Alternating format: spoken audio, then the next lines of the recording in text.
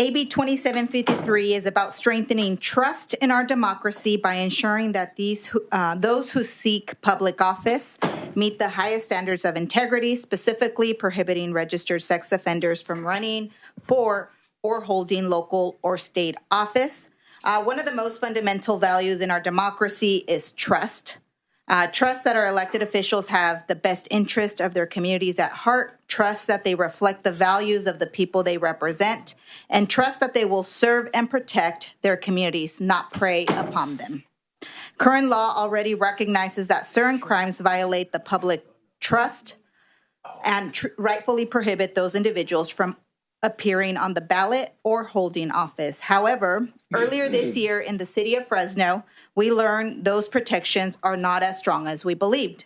In February, a registered sex offender convicted of possessing child sexual abuse material announced his intent to run for Fresno City Council. He held that announcement across the street from a local elementary school. Our community was shocked, outraged, and deeply concerned that someone with that record could legally seek public office.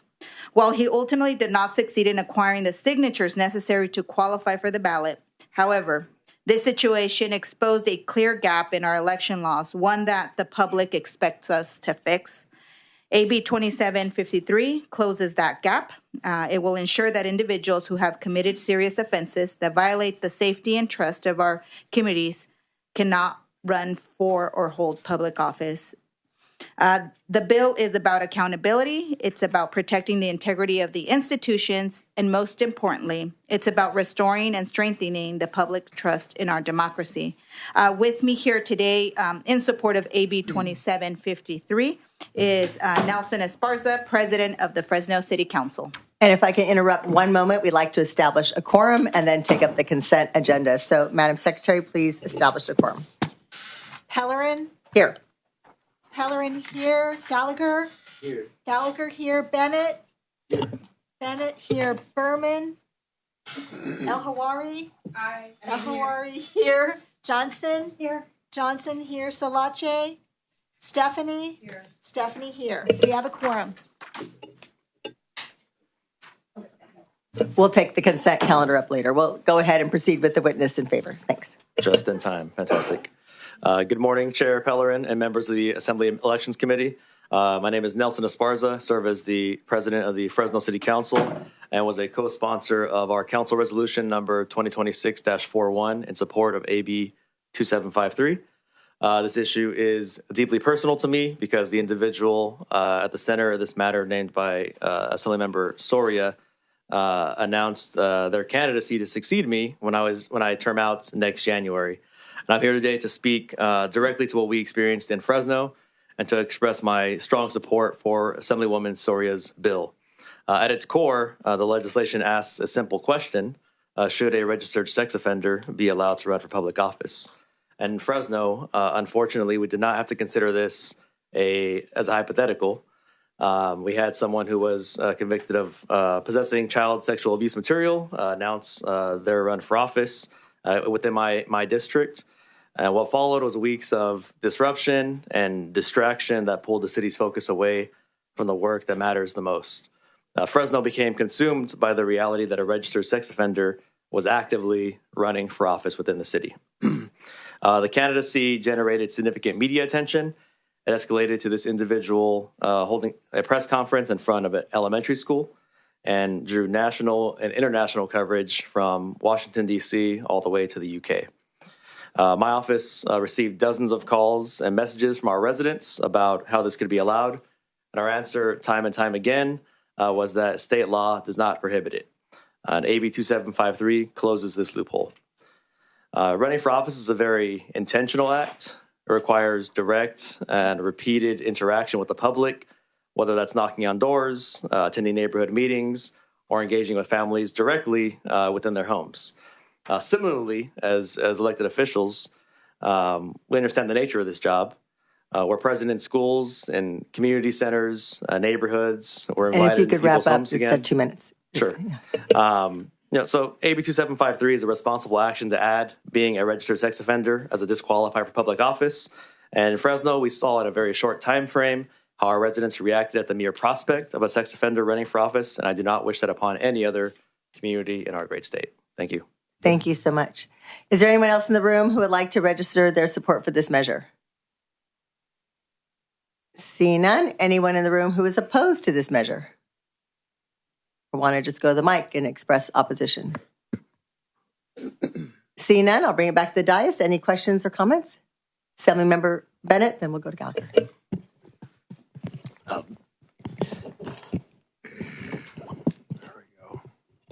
Thank you, Madam Chair.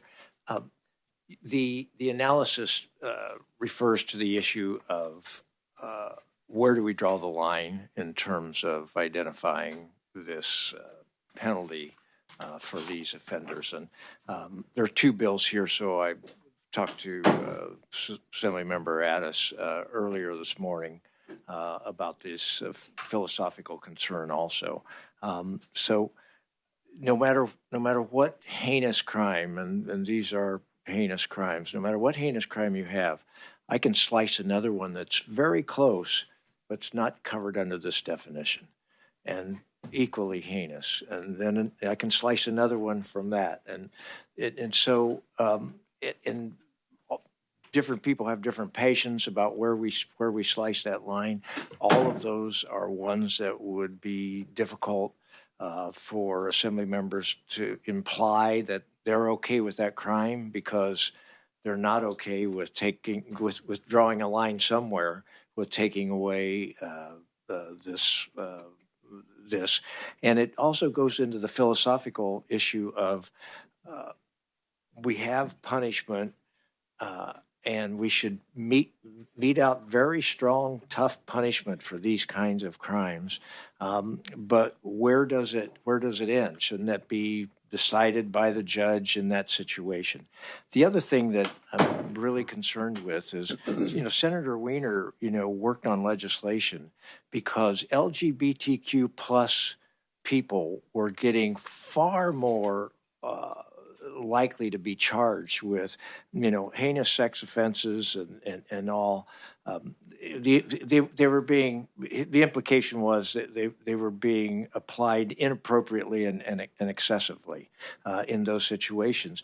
And so I'd like to hear how you try to make sure that we address both of those issues. And I'm going to ask the Assembly member after you about that also. Right? Thank you so much for those questions. I think one, the council president kind of talked about our personal experience in Fresno, and it was very real. And it did take from the distraction. So it wasn't just thinking, it wasn't a hypothesis. We lived it. For those few months, it was very distracting. There was a lot of outrage in our community. And so we're responding to that. And I do believe that the legislature in the past has set, I guess, has determined through law what we're going to tolerate and what we're not. And we heard it loud and clear from our community that this is something that we didn't want to tolerate. And we know the implications of the fact that someone is, registered sex offender. Personally, I don't think they should be running for office or hold elected office, because at the end of the day, we're doing a disservice to the people that you're serving. At the end of the day, those individuals are not even supposed to be near children. How are you going to, sit in a dais? God forbid they, he would have qualified to run and then win. It would have been a disservice to the community. And so I feel very strongly about that. I think that it is important that we delineate that we're going to hold people accountable, not just in terms of the punishment, but in terms of ensuring that we uphold public trust when it comes to holding elected office or running for elected office. I think what we're seeing across the news waves right now with, the horrific stories that we're hearing about people violating people's vulnerabilities, I think is a big issue. And obviously that is not addressed in the bill, but I think that it is important to have this conversation. To your second point about the LGBTQ community, this bill isn't trying to target one specific community. I applaud the efforts by Senator Scott Wiener to try to rectify some of those injustices, which I wholeheartedly support. And if there are specific languages to ensure that those protections and those changes that have been made, we're happy to take a look at additional language. But the intent of this bill essentially is to ensure that no person that has a record of being a sex offender ends up serving in elected office.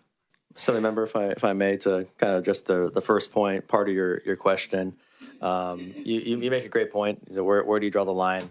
And I leave that question largely to the work of the legislature. But what I do feel certain of is that when someone commits such a serious offense and violates another person, much less a child's, that decision should carry lasting consequences. That there really can never fully be public trust. And we ought to consider it not just an elections issue, but also a public safety issue with respect to our public. I don't disagree with you that it should carry, and that's what the sex offender registration is about. So I don't disagree with you, and I would offer to you that it's at some risk that I even raise these issues. I could have an opponent take this testimony right now and say, hey, he supports sex offenders, right? and all of that. But because I'm on this committee and we have to thoroughly vet these issues, that's my responsibility to raise these questions. I won't be opposing this bill. But I do think it's important that we raise these two issues, because as passionately as you spoke about how these people should not be, we can have equally passionate people coming here and taking the next slice over from this. So it's not somebody who had to be registered as a sex offender, but they did something else that was equally bad. Or it's LGBTQ plus people that when they were 18 got labeled with this sex offender thing. And like you said, they're now 60 years old, and they were harshly and inappropriately labeled with this. So it's something that I think we have to be extremely sensitive to, and it's also something that we have to be sensitive to the political difficulty of having the kind of conversations that we should have so that we are able to rationally decide where we slice that line, and then have a good rationale for why it's this side of the line versus that side of the line. And I think that's very difficult, fiendishly difficult for us to be able to do. So I wanted to raise both of those things. Thank you for your response. I'm glad that I was able to at least get those on the radar screen, but I will be supporting the bill moving forward, and hope that you can find something better than I can right now as this goes forward to help us sort of be able to not have this become excessive in terms of gradually just moving this and having this to apply to all kinds of things. And in the middle of the night, I'll leave you with this. I woke up thinking of 3 or 4 different, wow, that's really bad too. I mean, if somebody came and said, this means somebody shouldn't be able to, to run for office, I could equally make a very strong case for that also. So thank you very much. Thank you. Thank you. Vice Chair Gallagher. Yeah, I mean, my thought here is, isn't transparency the best defense? Isn't sunlight like the best disinfectant when it comes to this situation? I mean, I've seen many political campaigns over the years. If somebody has a criminal record, it gets exposed, right, in the campaign, and people know about it. And I think that ultimately is, the people get to know that, and then they get to vote on whether or not they think that person is, qualified to be in office. And it seemed, I'm certainly been on the outside looking in from your guys' situation, but I think everybody thought this was outrageous that the guy was running, right? And he got nowhere, right? And as definitely not going to be elected by your community. So, I mean, doesn't that really do the job of, transparency? Let people know, like, if you have a criminal record, or if you're on the sex offender list, let the people know that. That's what campaigns are about. And ultimately, I'm pretty confident people aren't going to vote for a sexual predator to get to be their representative. Although, here recently, even though you don't have a criminal record, doesn't mean you couldn't be a predator or engage in predatory tactics, right? So even in this bill wouldn't stop, what we've recently seen. Actually, what would stop it, when it comes to people like Swalwell, is transparency, and making sure and people coming forward and obviously telling their stories and getting that out there and it finally being exposed, what someone's doing. Right. So to me, I wonder if that's really the better way to approach this, ensuring transparency. The other issue, and actually Mr. Bennett kind of brought it up, we have a law now that says you don't have to go on the sex offender list if there's 10 years difference. So a 24-year-old, could have groomed a 15-year-old, right, and been found guilty of that.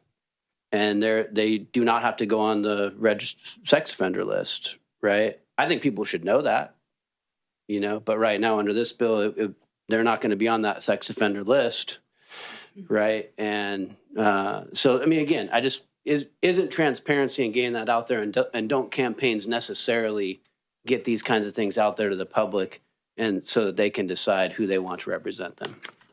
In our case, absolutely. I think that was the case. Does that mean that in every situation, folks are going to go look to the sex registry and all that, to get that information? I don't know if that will be necessarily the case. I think we're speaking to the situation that we saw, thankfully, as you mentioned. I think even after us introducing the bill, we didn't know for sure. We had introduced the bill before the gentleman didn't qualify.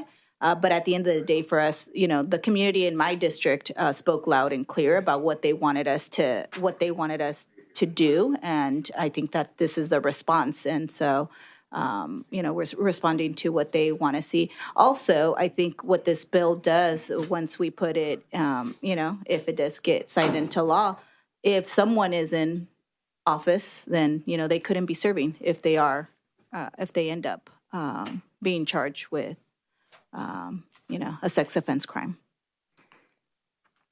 I mean, are there other, are there other crimes where we do this? Like if you've committed a certain crime, you cannot run for office? There are a number, a number of different specific crimes very specific to violation of the public trust, abuse of power, certain financial crimes. I would argue that this kind of offense is a deep violation of the public trust. With respect to your comments about transparency, I think, Assembly Member, that everything else held constant, this issue generally will take care of itself. But we're in Fresno, we're the fifth largest city in the state. There's a certain level of sophistication of politics in the campaigns that you had mentioned. There are many other communities around smaller towns and cities where you don't have that level of sophistication, and folks do fly under the radar. And you see different types of corruption kind of occur in those types of settings. So in Fresno, it worked itself out. I fear that in other communities, it very well may not. Okay. Assemblymember El-Hawari. Thank you so much for bringing this bill forward. And I think, part of my comments are echoing some of what my colleagues have already said. And I appreciate the perspective around transparency. And even thinking about, how many ways can we slice this? April is Second Chance Month. And a big part of the work that I've been doing here in the state legislature is around restorative justice. And I think that it is important that we not shy away from really hard conversations, that we also ensure that folks know if someone is a sex offender on the transparency part. And that as we think about the history of the sex offender registry, who was allowed to be on it, who was mostly put on it, why they were put on it, and what it means for us to really be thoughtful about ensuring that as we move forward, there's a clear sense of how we really understand second chances for folks as we think, I think Assembly Member Bennett talked about, if you're 60 years old now and you committed something when you were younger, at what point do we say you have redeemed yourself to society? And we want to be able to acknowledge that redemption and acknowledge that, there's an opportunity for you to have gone through a process of being able to ensure that that's not going to happen again for anyone that goes through the prison system, anyone that goes through the criminal justice system that we have here. I think if we just keep on adding more, even when we think about jobs, this is a job, but in a different way, right? Like if we think about jobs, we just make it harder for folks who have gone through an entire system, who have paid their debt to society, to then be able to give back in some way. I partially share that because we had someone last year or a couple years ago running for the state assembly who had spent many years in prison. And it was important to be able to bring in that perspective, that experience. Many of the folks who supported me while I was running for office had spent decades in prison. And it's not specifically sex offenses, but I think as we think about what it means to really understand redemption, I don't know this guy, I don't know what he did, I don't know how severe it was, but I think as we look at what the registry includes, I think being really thoughtful about how we don't target an entire group who has gone through a process of really understanding that level of redemption that we, I think as a body, need to be really thoughtful about so that we don't continue what we've seen in terms of not only mass incarceration, but throwing people away in our society. Thank you. And back to Assemblymember Bennett. Thank you. I just want to point out, at least in my research on this, this is the first time we're doing this for sex offense things. The identification of other violations are almost always about public corruption, where you use the public trust already. You're in office.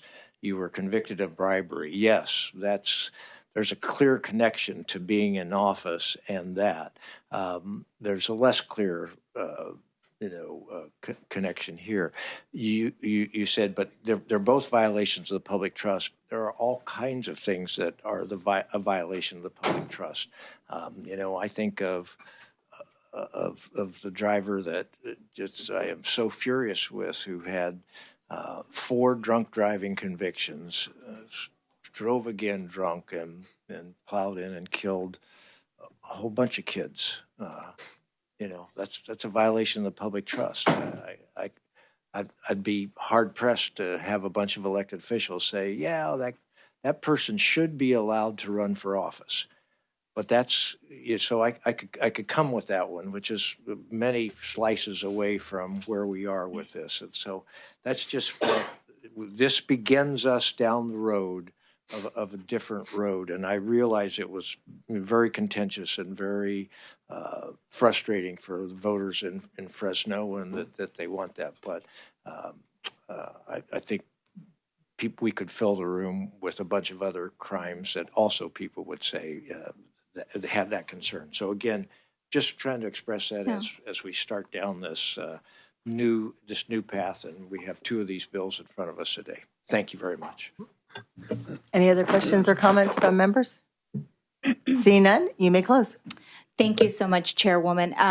I do want to say I appreciate all the comments by the committee members. I appreciate the dialogue. I think that that's what this process is about, having those conversations and figuring out if, moving this forward and having to make additional, modifications to ensure that we try to address any potential unintended consequences. And so we will continue on this process if we're able to get the committee support, and we'll be thoughtful about, how this bill will end up getting implemented and other potential succeeding proposals. But again, thank you for listening, and thank you also for the questions and comments. I respectfully ask for an aye vote.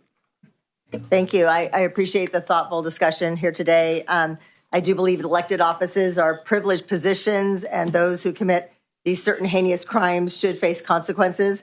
Under this bill, a person could be disqualified for life from public office, even in situations where they are no longer required to register as a sex offender. So given that fact, it's not entirely clear to me how this bill will be enforced in a situation where that's not immediately known that a candidate was previously required to register as a sex offender. So I encourage the author to continue to work on those provisions of the bill so we can implement it effectively.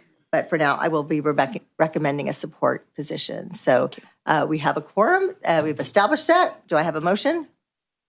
Moved by Assemblymember Stephanie, seconded by Bennett. Madam Secretary, please call the roll. This is AB 2753. The motion is do pass. Pellerin? Aye. Pellerin, aye. Gallagher? Bennett? Bennett, aye. Berman? El-Hawari? El-Hawari not voting. Johnson? Aye. Johnson, aye. Salache? Stephanie? Aye. Stephanie, aye. We'll go ahead and keep that on call for the absent members. Thank you. Thank you.